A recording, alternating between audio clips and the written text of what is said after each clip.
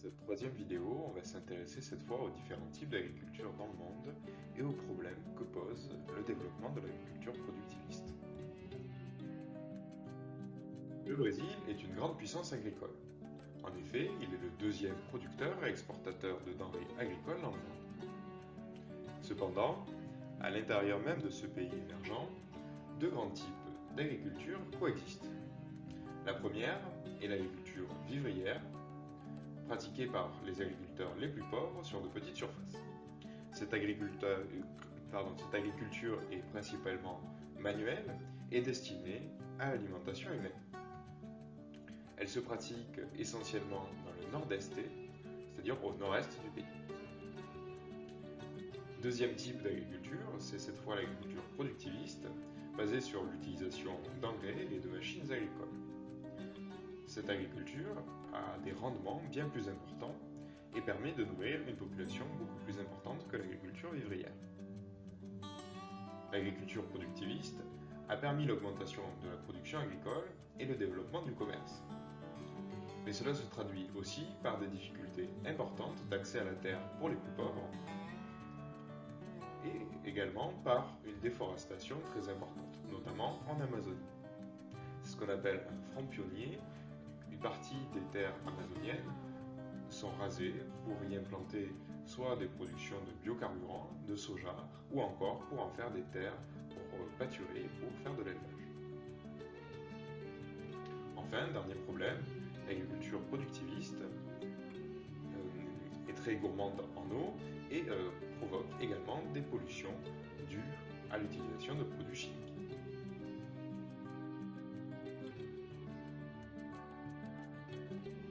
Développés et certains pays émergents pratiquent une agriculture dite productiviste. C'est le cas des États-Unis par exemple, de l'Europe ou encore de l'Australie pour ce qui concerne les pays développés, mais parmi les pays émergents, on constate une forte présence en Amérique du Sud de l'agriculture productiviste. C'est le cas notamment au Brésil, on l'a vu. Dans les pays développés, les agriculteurs sont peu nombreux, mais nourrissent une population importante. Exemple, aux États-Unis, un agriculteur nourrit 155 personnes. Pour comparaison, en France, un agriculteur nourrit entre 60 et 70 personnes.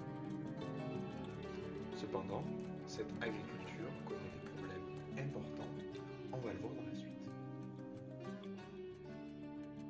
On l'a vu, la production alimentaire est suffisante en théorie pour nourrir l'humanité. Cependant, l'inégale répartition des ressources alimentaires ne permet pas une sécurité alimentaire pour tous les humains. Cela s'explique par plusieurs phénomènes. Tout d'abord, la pauvreté. Une partie importante de la population mondiale n'a pas un accès suffisant en qualité ou en quantité à la nourriture, à cause tout simplement de la pauvreté monétaire. Deuxième élément, une partie des terres mondiales sont consacrées non pas à l'alimentation humaine, mais à la production soit de biocarburants ou à l'alimentation animale. Et donc, une partie des terres qui pourraient être utilisées pour nourrir l'humanité le sont en fait pour produire soit des carburants, soit pour produire de la viande.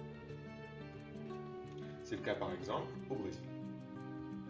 De plus, cette agriculture productiviste, pose un certain nombre de problèmes. Tout d'abord, une pollution des sols à cause des pesticides ou des engrais. Cette pollution des sols risque de rendre inutilisables certaines terres agricoles et donc constitue une agriculture qui n'est pas durable dans le temps. Deuxième problème, l'agriculture mondiale, et notamment l'agriculture productiviste, produit une pression importante sur les ressources en eau. Ainsi, dans certains pays du monde, la consommation alimentaire, la production alimentaire, entre en concurrence avec les besoins en eau, que ce soit pour l'alimentation humaine ou pour l'hygiène, par exemple. Enfin, dernier problème, cette agriculture provoque une pression sur les espaces fragiles, notamment les forêts tropicales ou les habitats d'espèces en danger. C'est le cas bien connu de l'Amazonie, mais également de la forêt subsaharienne ou encore des forêts tropicales d'Asie.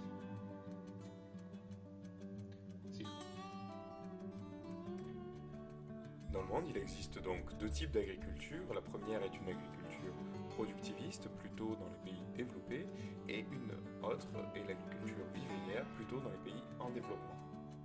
L'agriculture productiviste permet de nourrir une population de plus en plus nombreuse, mais cette ressource agricole et cette nourriture est une ressource très mal répartie à l'échelle du globe, ce qui explique qu'une partie importante de la population ne soit pas dans une situation de sécurité alimentaire.